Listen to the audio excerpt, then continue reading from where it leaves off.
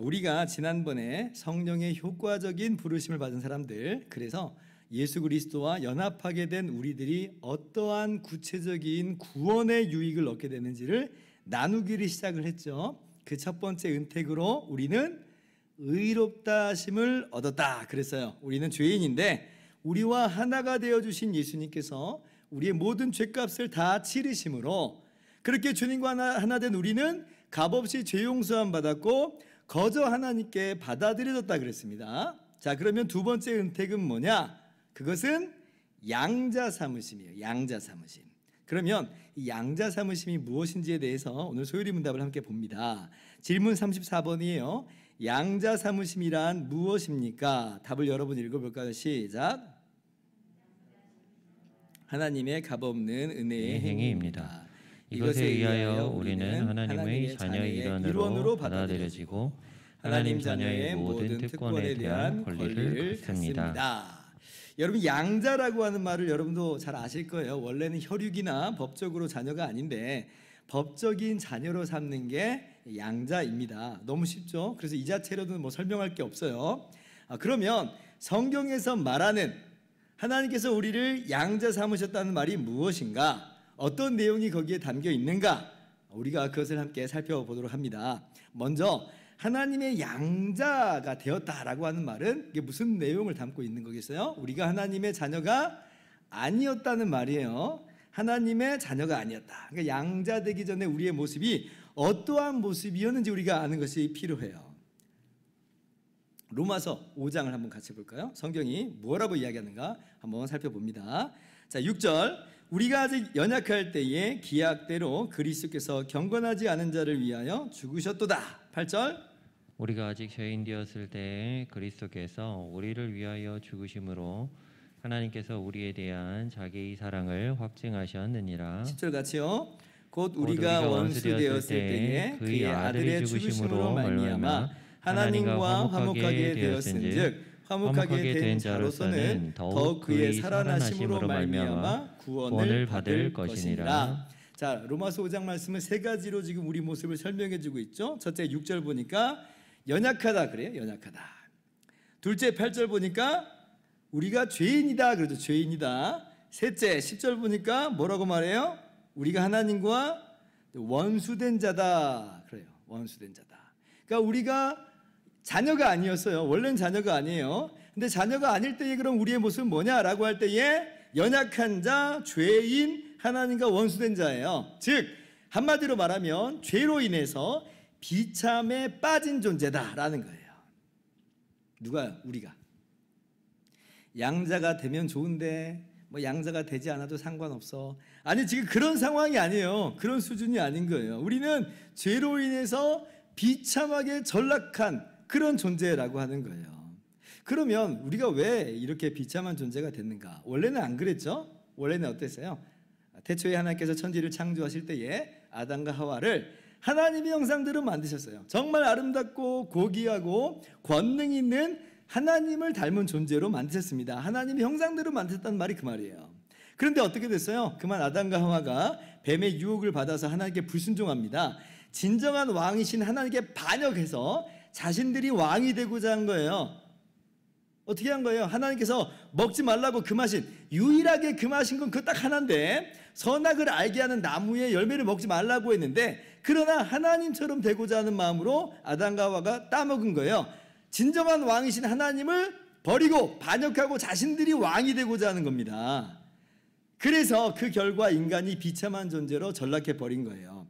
그것을 먹는 날에는 정령 죽으리라 하나님께서 말씀하셨는데 먹어버렸으니까 죽어버린 거예요. 하나님과 관계가 끊어져 버린 영적인 사망이 즉각적으로 찾아왔고, 그리고 인간의 육신마저도 흙으로 돌아가야만 하는 육적인 사망을 피할 수 없게 된 거예요. 뿐만 아니라 영원하신 하나님의 그 의로우신 심판 아래서 영원히 멸망받는 영원한 죽음을 맛보게 되는 그런 운명이 되어버렸어요. 그러니까 얼마나 비참하게 된 거예요. 우리가 연약한 존재요, 죄인이요, 하나님과 원수되었다라고 하는 그 의미는 이런 내용을 담고 있어요. 우리가 사망에게 종노릇하는 그런 존재가 된 거예요. 하나님의 진노와 심판을 피할 수 없는 존재가 된 것이죠. 에베소서 2장에서도 이것을 동일하게 교훈하여 말씀해 주십니다. 2장 1절부터 3절 또 교독할게요. 그는 허물과 죄로 죽었던 너희를 살리셨도다. 그때 너희는 그 가운데서 행하여 이 세상 풍조를 따르고 공중의 권세 잡은 자를 따랐으니 곧 지금 불순종의 아들들 가운데서 역사하는 영이라. 같이요. 전에는 우리도 다 그 가운데서 우리 육체의 욕심을 따라 지내며 육체와 마음에 원하는 것을 하여 다른 이들과 같이 본질상 진노의 자녀이었더니. 자, 우리가 어떤 존재라고 해요? 1절 보니까 허물과 죄로 죽었다 그러죠. 같은 이야기를 지금 하고 있는 거예요. 2절 죄 가운데 행하고 공중의 권세 잡은 자, 즉 사탄을 따르는 존재가 되어버린 거예요. 사단이 아담과 하와를 유혹을 했잖아요. 그 일에 모든 인류는 이 사단의 유혹에 노출되었고 어느 누구도 이 사단의 소나기에서 벗어날 수가 없게 된 겁니다. 3절 우리는 본질상 하나님의 진노를 받는 존재가 되어버린 거예요. 이게 이제 우리의 죄로 인해서 비참하게 전락해버린 우리들의 처지라 하는 것입니다. 그래서 하나님의 자녀가 되기 이전의 우리의 모습, 양자 되기 전에 우리의 모습은 하나님의 피조물이긴 해요. 그러나 죄로 인해서 비참하게 빠진 존재다. 이걸 우리가 여러분이 분명히 아셔야 돼요. 제가 왜 이 말씀을 이렇게 길게 좀 설명을 하냐면 이걸 알아야 뭘 알게 되냐면 우리를 하나님의 자녀 삼으신 은혜, 우리를 양자 삼으신 그 은혜가 얼마나 크고 넓고 깊은지 알 수 있기 때문에 그렇습니다. 이걸 모르면 어떤 말을 하냐면 그거 되면 좋지만 안 되면 어때? 이런 얘기가 막 나오는 거예요. 양자 아니면 어때? 자녀 아니면 어때? 그리고 또 어떤 사람들은 또 뭐라고 유혹을 하냐면 미혹을 하냐면 우리가 원래부터 하나님의 자녀 아니었냐 하면서 하나님께서 양자 삼으신 그 은혜를 자꾸 희석시키려고 들어요. 희석시키려고. 그러니까 양자로 삼으신 그 은혜는 별로 대단한 게 아닌 것처럼 이야기하는 거예요. 물론 사도행전 17장 29절을 보면 우리가 하나님의 소생이다라는 표현이 나옵니다. 믿는 사람이든 안 믿는 사람이든 모든 인류는 하나님의 소생이다 이런 말이에요. 그러나 그 말은요 피조물로서 우리가 하나님의 소생이라는 말이에요. 그럼 우리가 하나님의 피조물이지 뭐예요? 우리가 하나님의 피조물이라고 하는 사실은 죄를 짓든 안 짓든 그건 변함이 없는 겁니다. 그러나 죄로 인하여 타락한 그래서 하나님과 원수된 우리라는 그 이야기는 이게 지금 피조물로서의 소생 그런 차원의 이야기가 아니라 영적 관계에 있어서는 더 이상 하나님의 자녀가 아니라고 하는 거예요. 하나님의 피조물로서는 여전히 우리가 하나님의 소생이다라고 하는 표현을 쓸 수 있지만 영적인 관계에 있어서는 더 이상 우리는 하나님의 자녀가 아니에요. 로이드 존스 목사님은 분명하게 이야기를 합니다. 하나님은 그리스도인의 아버지십니다. 그분은 다른 누구의 아버지가 아닙니다. 예수님 믿든 안 믿든 다 하나님의 자녀 그런 거 아니라는 거예요. 영적인 관계에 있어서는 오직 그리스도인들만 하나님의 자녀가 되는 거예요. 그냥 막 다 저절로 하나님의 자녀고 그렇게 말할 수 있는 그런 수준은 아니라고 하는 겁니다. 여러분 성경에 하나님께서 우리를 하나님의 자녀 삼으셨다는 말도 곰곰이 생각해 보세요. 이게 무슨 의미겠는가? 이미 자녀라고 한다면 자녀 삼으실 필요가 그래서 없다고 한다면 그런 말을 하실 일이 있겠어요? 그런 말 하실 일이 없잖아요. 자녀가 아니니까 자녀를 삼으신다는 거예요. 그래서 진작부터 우리는 하나님의 자녀였고 그래서 자녀 굳이 될 필요 없는 것처럼 그렇게 말하는 헛된 말에 속으시면 절대로 안 됩니다. 우리가 하나님의 피조물 됨은 분명하지만 그런 측면에서 우리가 하나님의 소생이라 말하는 것은 충분히 성경적이지만 그래서 피조물에 대한 하나님의 주권은 변함이 없지만 영적인 관계에 있어서 우리가 죄로 인해서 타락하여 비참한 존재로 전락하게 됐다는 것이고 하나님의 자녀가 더 이상 우리가 아니게 됐다는 말이에요. 이 교훈을 여러분이 분명히 새기실 수 있길 바라요. 자, 둘째, 그런데 그렇게 하나님의 자녀이긴커녕 죄로 인해 비참하게 전락하게 된 우리를 하나님께서 어떻게 하셨다는 거예요? 하나님께서 자녀 삼으셨다는 거예요. 양자 삼으셨다는 거예요. 거저 자녀 삼으셨어요. 이게 정말 은혜예요. 이게 바로 양자 삼으심의 내용입니다. 우리 소유리 문답이 그렇게 말하죠. 양자 삼으심이란 하나님의 값없는 은혜의 행위입니다. 우리 편에서 우리가 하나님을 아버지 삼는다든지 우리가 뭔가를 해내가지고 하나님이 우리를 자녀 삼으신 게 아니라 그냥 하나님이 거저 값없이 우리를 하나님의 자녀 삼으셨어요. 진짜 은혜죠. 요한일서 3장 1절 말씀 보세요. 보라, 아버지께서 어떠한 사랑을 우리에게 베푸사 하나님의 자녀라 일컬음을 받게 하셨는가. 우리가 그러하도다. 그러므로 세상이 우리를 알지 못하면 그를 알지 못함이라. 하나님이 어떠한 사랑을 우리에게 베푸셨는가. 어떠한 사랑을 베푸셨기에 우리가 하나님의 자녀라 일컬음을 받게 되었는가. 여러분, 어떠한 사랑을 베푸셨어요? 우리가 잘 알고 있죠. 하나님께서 독생자를 십자가에 내놓으시기까지 우리를 사랑하셨어요. 하나님이신 예수님, 하나님의 아들이신 예수님께서 우리를 위해서 물과 피를 다 쏟아 놓으시기까지, 그렇게 십자가에서 우리 대신 죽으시기까지 우리를 사랑하셨어요. 그래서 그 십자가의 공로로 우리가 죄 용서함 받고 하나님께 받아들여져서 하나님의 자녀라 일컬음 받은 거예요. 하나님의 자녀가 된 거예요. 갈라디아서 4장 4절 5절입니다. 때가 참에 하나님이 그 아들을 보내사 여자에게서 나게 하시고 율법 아래에 나게 하신 것은 율법 아래 있는 자들을 속량하시고 우리로 아들이 명분을 얻게 하려 하심이라. 하나님께서 독생자를 보내셔서 십자가로 그렇게 우리를 속량하심으로 우리로 아들의 명분을 얻게 하셨다. 진짜 놀라운 사랑이죠. 하나님이 이렇게 하실 필요가 있어요? 이렇게 하실 이유가 있어요? 우리에게 무슨 자격이 있는 것도 아니고, 그렇다고 우리가 무슨 조건을 충족시키는 것도 아니고, 전혀 아니잖아요. 우리는 연약하고 우리는 죄인이고 하나님과 원수된 자에 불과합니다. 그런데 하나님이 우리를 그냥 기뻐하셨어요. 그리고 아들을 보내신 거예요. 그리고 아들은 십자가에서 대신 죽으셨어요. 그냥 하나님이 다 하셨어요. 그리고 그런 은혜와 사랑 가운데 우리를 하나님의 자녀 삼아 버리신 거예요. 그래서 우리가 거저 받아들여져서 하나님의 자녀가 된 겁니다. 진짜 놀라운 은혜예요. 그래서 우리가 하나님의 자녀가 되기 위해서 어떤 노력을 할 필요 있는 거 아닙니다. 또 지금 우리가 마치 지금 하나님의 자녀가 아닌 듯 두려워할 필요도 없어요. 혹시나 자녀인데 나중에 자녀가 취소되진 않을까, 그렇게 염려할 필요도 없어요. 왜냐하면 하나님께서 우리를 사랑하신 이 사랑은 영원한 사랑이요 완전한 사랑으로 사랑하신 거거든요. 그러므로 우리가 하나님의 자녀로 거저 됐는데 이게 취소되거나 바뀌거나 그러겠어요? 아들을 내어주시기까지 하셨는데 바뀌겠어요? 영원한 계획 속에 이 모든 일을 추진하고 이루어내셨는데 바뀌겠어요? 그렇지 않다는 말이에요. 이런 글을 읽어본 적이 있어요. 한 목사님이 미국에서 이미 두 아이가 있음에도 불구하고 한국 아이를 한 명 입양을 했대요. 그리고 그 사실을 이 아이에게도 말해줬다고 합니다. 내가 이제 너의 아빠야. 이 집에 있는 모든 건 다 네 거야. 이제 이렇게 얘기를 했어요. 그죠? 입양을 했고 자녀로 삼았으니까 그렇습니다. 그런데 이 아이가요, 집에 온 지 3년이 될 때까지 냉장고 문을 마음대로 못 열었대요. 늘 사모님하고 목사님한테 물어보고 열었대요. 냉장고 문 열어도 괜찮나요? 그러니까 얼마나 마음이 아파요. 아니 그러지 않아도 된다고 해도 아이가 그렇게를 못하는 거예요.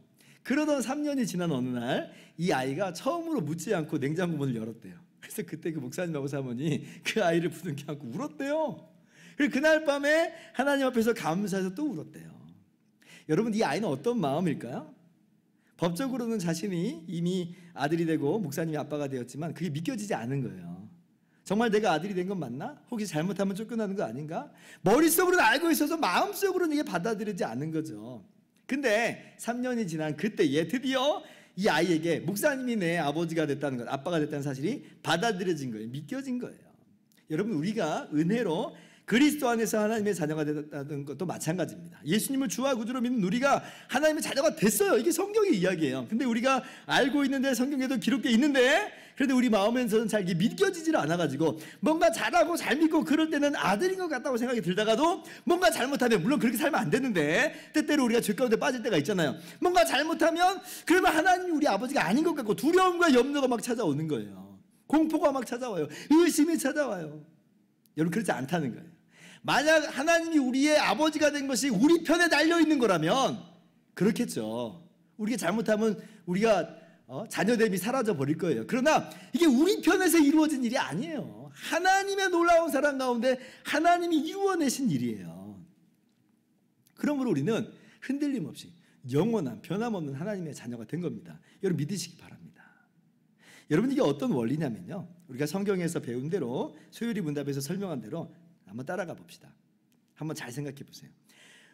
우리가 성령께서 우리를 그리스도와 하나가 되게 하시는 사역으로, 연합시키신 사역으로, 우리가 성령의 사역으로 그리스도와 하나가 됐어요. 성령께서 우리를 부르셔서 우리 안에 믿음을 일으키심으로 예수님을 주와 구주로 믿게 하셨잖아요. 그래서 우리가 예수님을 이렇게 믿음으로 말미암아 우리가 예수님과 신비하게 그리고 강력하게 하나가 된 거예요. 고린도전서 12장 13절 뭐라고 그랬나요? 한 성령으로 세례를 받아 우리가 한 몸이 됐다 그랬죠. 주님의 몸된 교회가 된 거예요. 우리가 주님의 몸이 됐어요. 로마서 8장 15절도 보세요. 너희는 다시 무서워하는 종의 영을 받지 아니하고 양자의 영을 받았으므로 우리가 아빠 아버지라고 부르시느니라. 자, 너희는 양자의 영을 받았다. 이걸 좀 더 풀어보면 양자로 삼으시는 영을 받았다는 말이에요. 성령을 일컫는 말이에요. 성령께서 우리 안에 오심으로 우리가 양자 하나님의 자녀가 됐다는 거예요. 어떻게 해요? 성령께서 우리를 아들이신 예수 그리스도께 붙이시는 것으로 그렇게 우리가 하나님의 양자가 된 거예요. 자, 그럼 보세요. 예수 그리스도께서 하나님의 아들이에요? 아들 아니에요? 아, 이거 무슨 되게 엉뚱한 질문이죠? 두말로 하면 잔소리 아니에요? 예수님은 영원 전부터 영원까지 하나님의 아들이에요. 그러면 그리스도와 하나가 된 우리는 이제 그리스도 안에서 뭐라고 일컬어질 수 있겠어요? 잘 생각해 보세요. 우리가 하나님의 아들이신 주님과 신비하게 강력하게 성령이 하나 되게 하시는 것으로 하나가 됐어요. 그럼 우리가 이제 뭐가 된 거예요? 하나님의 아들이 된 거예요. 하나님의 자녀가 된 거예요. 이게 우리 편에서 달려있는 문제가 아니라니까요. 예수 그리스도 안에 있기만 하면 예수 그리스도와 함께 아들이 된 거예요. 아들이. 우리와 예수님과의 관계가 끊어지지 않는 이상은 불변입니다. 불변이에요. 우리가 예수님을 나의 주와 구주로 믿는 이상 영원히 우리는 그리스도와 하나인 게 맞고, 그러므로 우리의 형편과 사정이 어떠하든지 간에 믿는 우리는 변함없이 하나님의 자녀인 거예요. 그리스도와 하나가 됐다는 게 이렇게나 중요해요. 이렇게나 중요해요. 하나님의 자녀가 된 것은 우리 편에 달린 사실이 아닙니다. 더 잘 믿는다고 해서 더 하나님의 자녀가 되는 건 아니고, 좀 시원찮다고 해서 덜 하나님의 자녀가 되는 건 아니에요. 이건 전적으로 그리스도께 달려있는 거죠. 갈라디아서 3장 26절입니다. 너희가 다 믿음으로 말미암아 그리스도 예수 안에서 하나님의 아들이 되었으니. 굳이 지금 어떤 표현을 넣고 있어요? 그리스도 예수 안에서. 그리스도 예수 안에서 하나님의 아들이 된 거예요. 우리의 하나님의 자녀 되는 것은요, 그리스도 안에서 이루어진 겁니다. 그리스도 안에서 우리에게 자녀라 일컬어지고 자녀라 부르시는 거예요. 여러분 믿으시기 바랍니다. 자, 그럼 마지막으로, 그러면 하나님의 자녀됨, 양자됨의 특권은 뭔가 한번 살펴보도록 하죠. 오늘 우리가 함께 읽은 본문 말씀인데요, 요한복음 1장 12절이에요. 같이 다시 한번 읽어봅시다. 시작. 영접하는 자, 곧 그 이름을 믿는 자들에게는 하나님의 자녀가 되는 권세를 주셨으니. 자, 예수님을 믿는 자들에게는 하나님의 자녀가 되는 권세를 주셨다. 지금 이제 특권 이야기하고 있는 거예요. 제가 어렸을 때 이 말씀을 볼 때마다 사실은 조금 의아했어요. 왜냐하면 아니 그냥 그 이름을 믿는 자들에게는 하나님의 자녀가 되게 하셨으니 이렇게 쓰면 되는 거 아닌가? 틀린 말 아니잖아요. 근데 왜 굳이 권세라고 하는 말을 덧붙이셨는가? 이게 좀 복잡하게만 여겨졌어요. 좀 단순한 게 좋지 않나? 어렸을 때 그렇게 생각했다는 거예요. 그런데 점점 나이가 들고 성경의 이해가 깊어지면서 이 권세라고 하는 단어가 가져다 주는 의미가 있다는 걸 점점 더 깨닫게 됐습니다. 먼저 이것이 의미하는 건 뭐냐면요, 하나님의 자녀라는 권세, 자녀라는 특권, 이런 뜻이에요. 그러니까 이 권세가 뭐냐, 이 특권이 뭐냐, 하나님의 자녀가 된 그 자체가 권세고 그 자체가 특권이라고 하는 거예요. 여러분, 우리가 살아가는 이 세상에서도 입양이 종종 있잖아요. 근데 어떤 가정으로 입양됐는가 한번 생각해 보세요. 제가 예를 드는 거예요. 모두가 다 좋은 가정에 입양되면 좋은데 지난번 정인이 사건이 크게 이슈가 됐잖아요. 이게 정말 나쁜 가정에 입양이 될 수 있잖아요. 그러니까 입양된 것 자체가 다 특권과 권세는 아니에요. 그런데 자, 어떤 아이는 입양이 됐는데 정말 착하고 좋은 가정에 입양이 됐어요. 근데 알고 봤더니 대기업 총수야. 대기업 회장의 유일한 아들로 입양이 됐다고 한번 생각을 해보세요. 이건 지금 이 세상에서 없는 일입니다. 이런 일은 없어요. 어떤 놈의 대기업 회장이 입양을 그렇게 하겠어요? 안 해요. 근데 그렇게 생각을 해보세요. 기가 막힌 특권이 주어진 거 아니에요? 배경 자체가 완전히 달라졌잖아요. 우리 아빠가 대기업 회장이야. 자, 좀 더 해봅시다. 왕의 아들로 입양됐어요. 왕의 아들로. 지금 대제국, 온 세상을 다스리는 제국의 황제가 있는데 그 황제의 아들로 입양이 됐다. 그러면 그렇게 아들 된 것 자체로 엄청난 존재가 된 거예요. 신분이 바뀌었잖아요. 왕자가 돼버렸잖아요. 자신이 대단한 게 아니라 아버지의 권세가 대단하기에 아들됨도 저절로 엄청난 권세가 됐어요. 애들이 그러잖아요. 너 우리 아빠 누군지 알아? 까불지 마. 옛날에는 그랬어요. 요즘은 안 그럴지 몰라도. 아버지 권세가 내 권세인 거거든요. 그러니까 하나님의 자녀가 된 그 자체가 특권이고 그 자체가 권세인 거예요. 어마어마한 권세죠. 그냥 온 우주 만물을 창조하신 하나님이 나의 아버지신데 그 자체로 우리는 어깨가 으쓱으쓱하는 거죠.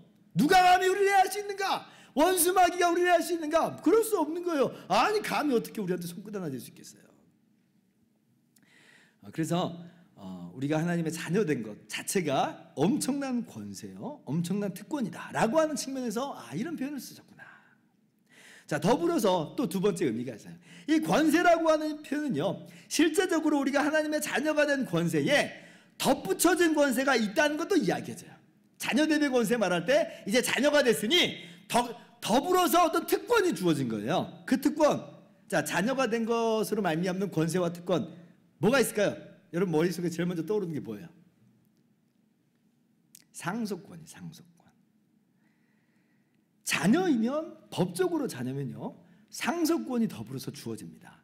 상속권 자체가 자녀됨의 핵심은 아닐 테지만, 그러나 자녀라고 하면 상속의 권세가 주어지는 거예요. 마찬가지예요. 영적으로도 마찬가지예요. 우리가 하나님의 자녀가 됐다라고 할 때는 더불어서 어떤 권세가 주어지냐면 상속권이 주어져요. 로마서 8장 17절, 자녀이면 또한 상속자, 곧 하나님의 상속자요 그리스도와 함께한 상속자니 우리가 그와 함께 영광을 받기 위하여 고난도 함께 받아야 할 것이니라. 자녀이면 또 뭐라고요? 상속자다. 자, 상속 자체가 아들됨은 아니잖아요. 그러나 아들됨으로 인해서 자연스러운 권리가 뭐냐면 상속권이다. 제가 예전에 또 한번 말씀드렸는데 저희 아버지께서 둘째 할아버지의 아들로 이제 입양이 됐습니다. 그 당시 그 시절은 좀 빈번했어요. 왜냐하면 그때는 이제 기독교가 왕성하지 않았을 때니까 다 막 저마다 제사 드렸던 그 시절이잖아요. 그러니까 작은 할아버지한테 자녀가 없으니까 이 아들을 양자 보내서 나중에 제사상이라도 차리라고 그래서 입양을 시킨 거예요. 근데 이제 저희 아버지가 입양되고 공교롭게 저희 아버지가 먼저 세상을 떴습니다.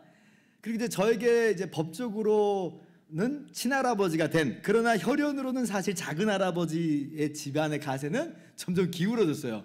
그 당시에는 땅도 좀 있었거든요. 약간 좀 뭐 지주까지는 아니라도 좀 잘 나갔던 그런 분이었는데 점점 가세가 기울어가지고요. 이제 한참 뒤에 저희 작은 할아버지가, 법적으로는 이제 할아버지가 돌아가셨어요. 상속을 받았습니다. 얼마를 받았게요? 하나도 못 받았어요. 아무것도 없더라고요. 아무것도 없어요. 세상에 아무것도 못 받았어요. 제가 지금 상속에 대해서 이야기하려고 말씀드린 거예요. 그런데 우리 아버지가 되신 하나님은 어떤 분이에요? 전지전능하신 하나님이에요. 온 우주 만물 창조 주시고 주인이세요. 하나님 파선할 일 없어요. 하나님은 영원부터 영원까지 온 우주 만물의 주인이세요. 그 장차 그 하나님께서 새하늘과 새 땅으로 임하게 하실 거예요. 그러면 그것을 누구에게 주신다는 거예요? 우리에게. 하나님 파선할 일이 없으니까 그건 우리에게 돌아가는 거예요. 기가 막히는 애죠. 여러분, 옛 세상, 그러니까 지금 우리가 살아가는 첫 하늘과 첫 땅도 하나님께서 아담에게 주어서 다스리게 하셨죠. 아담에게 놀라운 권능을 주셨어요. 특권을 주신 거예요. 새 하늘과 새 땅도 마찬가지예요. 그리스도께서 영원히 다스리시는데 그리스도와 함께 우리가 하나님의 자녀 됐다고 그랬잖아요. 그래서 그리스도 안에서 그리스도와 함께 우리가 새하늘과 새 땅에서 왕으로 탄다. 분명히 성경이 이야기해줘요. 요한계시록 22장 5절입니다. 같이 한번 읽어봅시다. 시작. 다시 밤이 없겠고 등불과 햇빛이 쓸데없으니 이는 주 하나님이 그들에게 비치심이라. 그들이 세세토록 왕노릇하리로다. 자, 그들이 세세토록 왕노릇하리로다. 그들 누구예요? 그렇죠. 우리 예수님 믿는 우리가 주님과 함께 세세토록 왕노릇하리로다. 요한계시록 11장 15절 보면 그리스도께서 왕노릇하시는다 이렇게 얘기하거든요. 근데 22장 5절에는 뭐라고 말해요? 우리가 왕노릇하리로다. 이게 어떻게 된 거냐? 주님도 왕이고 우리도 왕이냐? 아니요. 아까 연합이라고 하는 거 꼭 생각하세요. 그리스도 안에서 그리스도와 함께 주님과 하나 된 우리가 자연적으로 자동적으로 왕노릇하는 존재가 돼버린 거예요. 우리는 대단히 부자가 된 겁니다. 우리 엄청난 부자예요. 하나님의 자녀가 됐으니 우린 상수권이 있는 것이고 새하늘과 새 땅을 다스리는 엄청난 부자가 이미 돼버렸다. 여러분, 죄로 인해서 이미 부패해버린 이 첫 하늘과 첫 땅은요, 이거 영원히 있지 않아요. 장차 다 사라져 버립니다. 주님 다시 오실 때 다 사라지는 거예요. 없어져 버려요. 그래서 여기에서 상속받는 건 그렇게 중요한 게 아니에요. 여기서 아무리 많이 받고 아무리 많이 누린다는데 이거 다 사라져 버리는데 마치 연기같이 사라지는 거 아니에요? 마치 모래를 움켜쥐는 것과도 같아요. 모래는 다 빠져버리고 말잖아요. 손 안에 남는 게 없단 말이에요.